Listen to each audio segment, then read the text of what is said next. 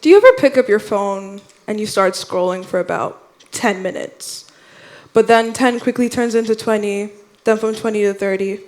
We're looking at endless videos. One could say, modern women don't need men. The next reel might say, all men cheat. Then the next one, I'm an alpha male. What do you bring to the table? Now the final one, before you get tired. Women should be seen and not heard. The funny thing is, we laugh, we like, we scroll, but we're definitely watching. And whether we believe it or not, this sticks with us. For the longest time, I thought this behavior was normal. Hating, demeaning, and degrading one another on the internet because, to you and me, it was fun to engage in virtual conflict that would have no supposed effect on us. Men versus women, us versus them, my side versus your side. But what if I said that this current wave of gender wars isn't coincidence, but by design? That slowly, we start to consume content which triggers anger significantly more than regular videos. We've become prejudiced, viewing people as reasons for animosity and contempt. Growing up at a very young age, I've learned to keep my distance away from boys. Not because of cooties, but because association to the other sex was like a target at the back of my head. Girls play with girls, and boys play with boys. You have your side of the playground, and I have mine. Now, if you've made this unfortunate decision by stepping out of this frame, just as I've done, you would have experienced one of two things: shame or ridicule from your peers. Because talking to a boy indicated romantic interest, eliminating reasons why children in the same age group who had similar interests, who listened to the same music, would talk to each other in the first place.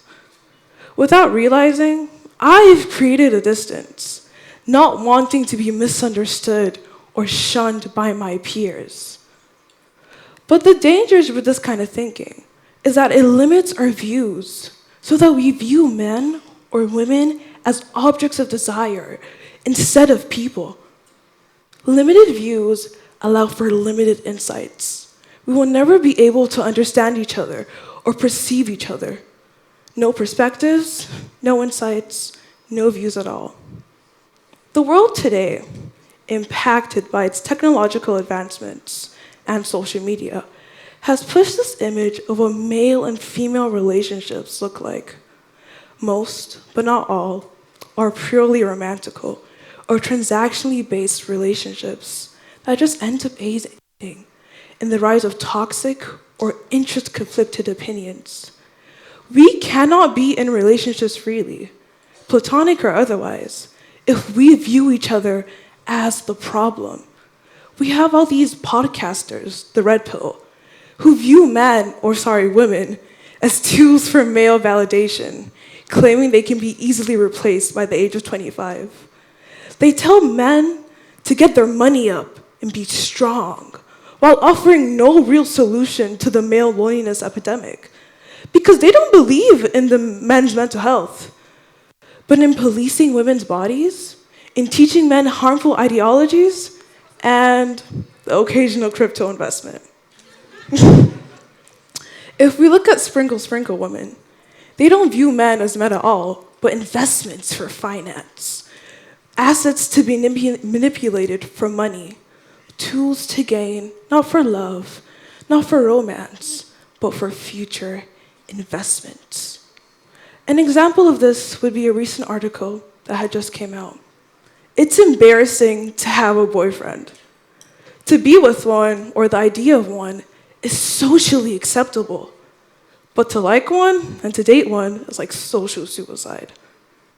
These people will forever find the doubt in each other, never understanding themselves, claiming higher standards that they themselves will never fit. Do we see the common denominator here? What happens when the algorithm feeds us content telling us that the other side is the problem? There's an Orwellian term from the book 1984 by George Orwell, known as doublespeak. Doublespeak is a way in which language, misused by a collective, manipulates public perception, disguising lies as the truth. If you and I were told something, and it sounds pleasing enough, we would believe it without a doubt. Men and women can never be just friends. How many times have we heard this phrase? Because I've heard it before, millions of times. Never insinuates that we can't even form genuine relationships, actual bonds amongst ourselves, because we view ourselves as tools for romance and love instead of people. Or if I were to quote the book itself and say that the aim of the party was not merely to just destroy the loyalties between men and women, in which itself can no longer control. And obviously, a more dramatized statement, but it simply means that the current agenda is to destroy our social bonds, forever weaponizing language, media, and understanding. Unity over division. As the younger generation, our focus shouldn't be on division with each other, but unity. We all have different skills in life that aid in different aspects in which we can use to build our society. While it's true, it's not our reality. We eagerly seek chaos in others' relationships while downplaying the gravity of its influence in ours. Not knowing that we will pay for this ignorance, because if something doesn't affect us directly, it will have an impact indirectly. During COVID, red pill or manosphere content was something that we have all engaged in, no matter the context, whether it was positive or not. It presented itself as an escape for men who didn't have an emotional outlet, or men who found themselves in poor or uncomfortable conditions. But that wasn't the case. It became a way for men, unhappy and displeased, to push down on feminism, to assert male dominance, all while avoiding the real problem. It didn't solve any issues, but we did create a domino effect for women with the exact same kind of energy, misandrists. Different outcomes, but the same messages.